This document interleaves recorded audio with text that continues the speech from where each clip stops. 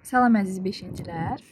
Azərbaycan Xalq Cümhuriyyəti ilə bağlı video çox uzun olduğu üçün tapşırıqları ayrı bir videoda izah edəcəm. Keçək tapşırıqların izahına. Əsas da xronologiyadır bu tapşırıqlarda. Hadisələrin baş vermə ardıcıllığını müəyyən edin. İstiqlaliyyət bəyannaməsi nə vaxt elan olunmuşdu? 1918, 28 may. Milli ordunun ermənilərin anti-Azərbaycan çıxışına qarşı uğurlu əməliyyatı nə vaxt olmuşdu?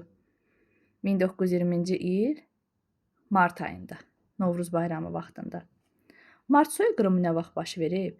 1918, 31 mart.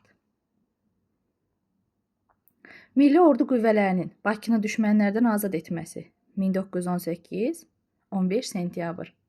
Nuru Paşanın başçılıq etdiyi Türk ordusu ilə bir yerdə. Bakı Dövlət Universiteti nə vaxt açılıb? 1919. Xronologiya nə idi?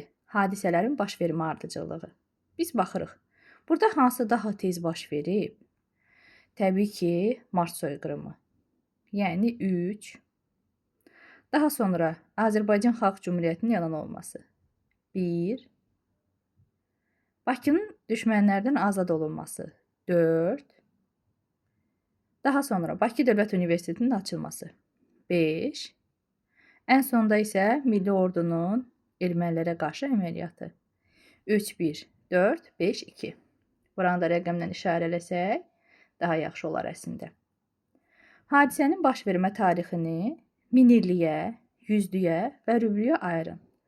Azərbaycan Xalq Cümhuriyyəti yaranıb 1918-ci ildə. Neçənci minilliyə aiddir? Baxın, mini keçibsə, mini bir dənə də olsa keçirsə o tərəfə olur 2-ci minillik. Əsrinə baxaq, yəni 100 illiyinə. 19 yüzlük burada tamamdır. 20-nin içindədir, ona görə 20-ci əsr. Rüb olaraq isə uşaqlar, bir rüb 25 ildirsə, 1918-ci il düşür 19-cu əsrin 1-ci rübünə.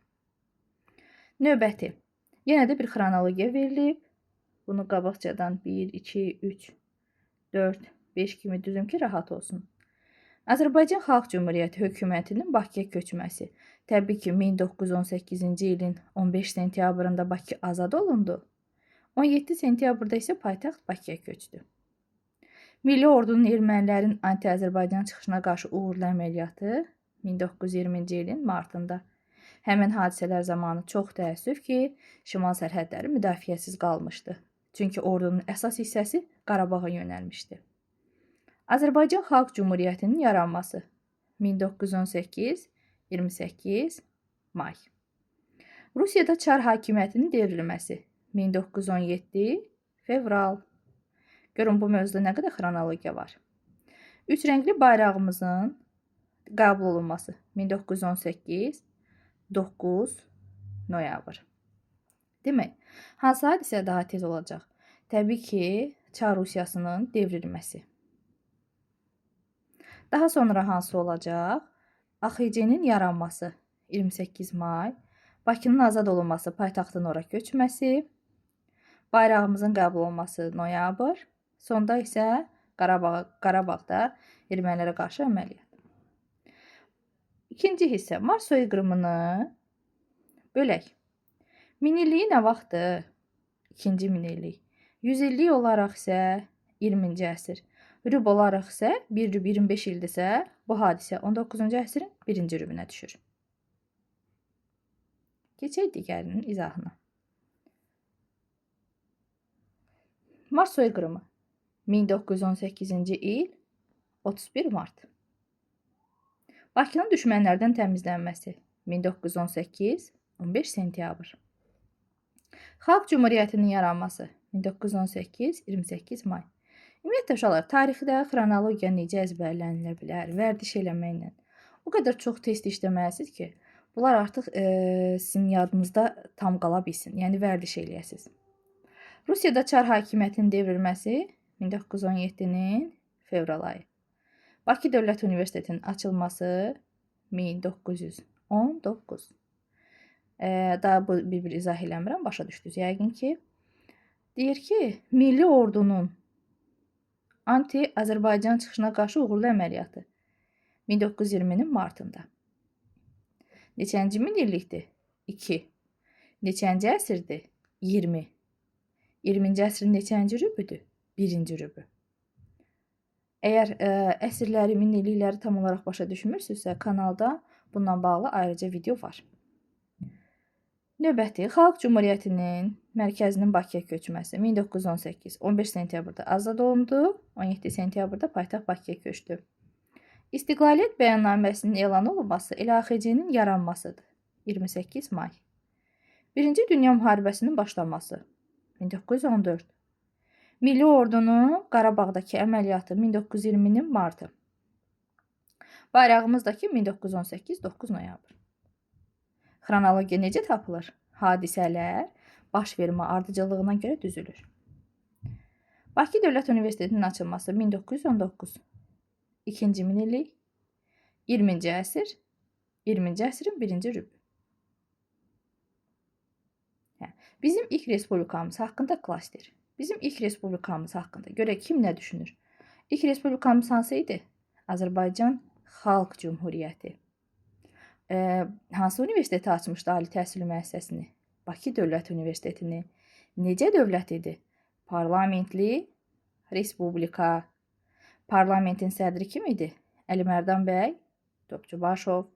9 noyabr nə ilə bağlı qərar qəbul olunub? 3 rəngli bayrağımızla bağlı. 1918 26 iyun nə günüdür? Silahlı Qüvvələr günü. Bizim ordumuz da bizə AXC-dən miras qalıb. Daha sonra 1920-nin martında AXC hansı əməliyyatı həyata keçirmişdi uğurlu? Qarabağda ermənilərə qarşı əməliyyatı. AXC-nin ən mühüm tədbirlərindən biri nə olmuşdu? Ana dilini dövlət dili elan eləmişdi. Daha sonra Nazirlər Şurasının sədri kim idi? Fətəli xan Xoyski. AXC hansı sənəddən elan olunmuşdu? İstiqlaliyyət bəyannaməsi və s. Bunun hamısını özünüzdə doldura bilərsiniz. Demək, Rusiya imperiyası niyə süqut etdi? Bunun bir çox səbəbləri var. Birinci Dünya müharibəsində Çar Rusiyası məğlub oldu. Xalqlar arasında milli azadlıq hərəkatı genişləndi. Rusiya monarxiya dövləti idi. 1917-ci fevralında monarxiya devrilmişdi. Təbii ki, bu inqilabla baş vermişdi. Əhali narazı idi. Rusiyanı xalqlar həbsxanası adlandırırdılar.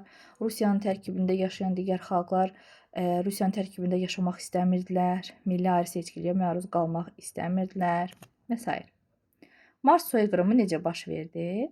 Demək, bolşeviklər Bakını əldə vermək istəmirdilər. Bakıda Sovet hakimiyyətini elan eləmişdilər. Bakının nefti xüsusilə əldən verilmək istəmirdi. Bolşeviklərin əli ilə bolşevik daşnaq qüvvələri tərəfindən Bakıda belə deyək də, müstəqillik ideyalarının qarşısını almaq üçün, əhalimizə divan tutmaq üçün, bir növ əhalini qorxutmaq üçün qırğın törədilmişdi. İstiqlaliyyət bəyannaməsini necə dəyərləndirərsiniz? Bu bəyannamə Azərbaycan Xalq Cümhuriyyətinin yaradıldığını elan eləyirdi. AXC elan olunub Tiflisdə. Bu bəyannamədə idarəetmə formasının Cümhuriyyət olduğu qeyd olunurdu. Bu bəyannamədə qeyd olunurdu ki, milliyyətindən, dinindən, cinsindən asılı olmayaraq hər kəs bərabər hüquqlu yaşaya bilər və s. Monarxiya ilə cümhuriyyət arasındakı fərqi izah eləmişdim mövzuda.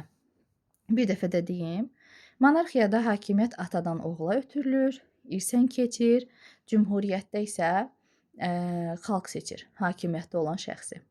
Yəni deputatlar da xalq seçir, prezidenti də xalq seçir. Qırğınların təkrarlanmaması üçün nə etmək lazımdır? Güclü ordu lazımdır, güclü idarə etmə lazımdır, xalq özü bir olmalıdır, həmrəy olmalıdır, güclü dövlət olmalıdır və s. Bayraq günü təbii ki 9 noyabrda elan olunur.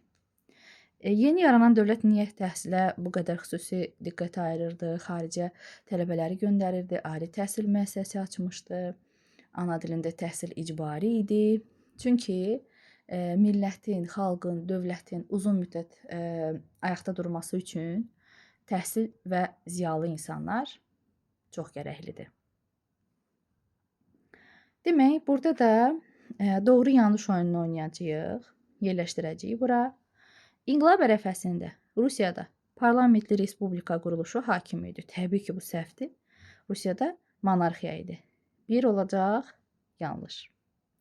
Azərbaycanın müstəqilliyi uğrunda mübarizənin önündə Müsavat təşkilatı gedirdi, bəli. 2 olacaq, doğru. Xalq Cümhuriyyəti 33 ay yox, 23 ay yaşadı, yanlış. AXC-nin ilk hərbi naziri Səməd bəy Mehmandarov olmuşdu, doğru. Milli ordunun ermənilərin anti-Azərbaycan çıxışına qarşı uğurlu əməliyyatına Nuru Paşa başçılıq etmirdi. Yanlış. İstiqlaliyyət bəyannaməsi Tiflisdə elan olunub. Bəli, doğru. Mars soyqırımını törədənlərə Şaumyan rəhbərlik edirdi. Bəli, doğrudur. AXC-ni rəsmən tanıyan ilk dövlət, xeyr, Osmanlı olmuşdu, İran yox, yanlış. Parlamentin sədri Əlimərdan bəy Topçubaşov olmuşdu, bu da düzdür. Belə uşaqlar.